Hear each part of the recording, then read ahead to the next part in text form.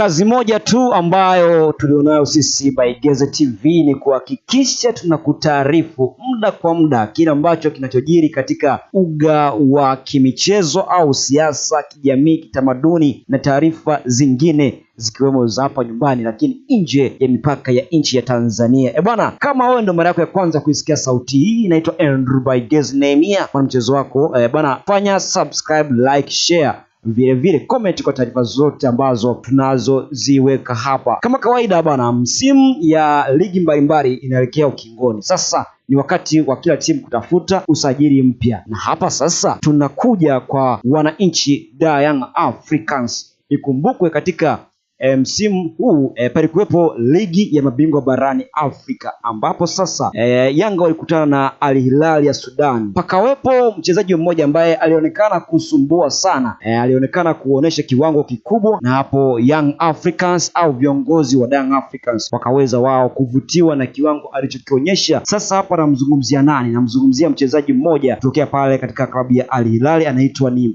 Girimgisha. Bwana, klabu ya Yanga ya Tanzania ipo katika mazungumzo mazito kabisa na winga wa klabu ya Al Hilal ya Sudani, Jean-Claude Girimgisha, ambaye amekuwa na msimu bora sana katika kikosi hicho. Bado mazungumzo yanaendelea baina ya wasimamizi wa mchezaji na Yanga, tayari yamekamilika kwa taarifa za awali. Kwa sasa kinachoendelea ni mazungumzo ya klabu zote mbili. Bado kuna dau kubwa sana ambalo Al Hilal wanalitaka, jambo ambalo bado linajadiliwa kiundani zaidi na viongozi wa klabu ya Yanga ambao wametumwa kwenda kuzungumza na mchezaji huyo na viongozi ambao yupo chini yao. Wakati huo Yanga ipo mbioni kumalizana na winga wao Jonathan Kangalombo ambaye anaondoka Yanga mwishoni wa msimu huu, na tayari mchezaji na uongozi wake wanatafuta marisho mapya ya mchezaji huyo. Bwana, ndio taarifa ambayo ipo kwamba Jean-Claude Girimgisha ambaye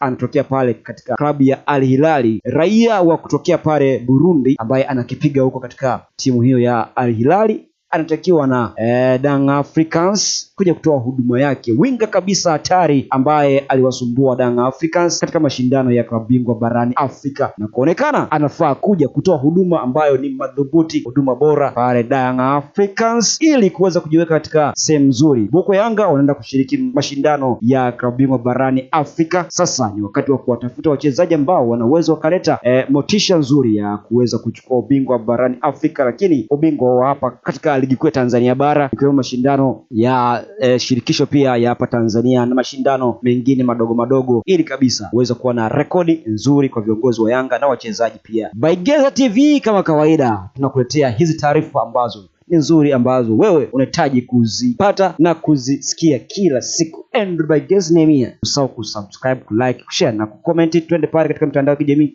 tukazungumze kupitia Facebook, Instagram, Twitter, lakini vile vile katika thread natumia official_Andrew Nehemia.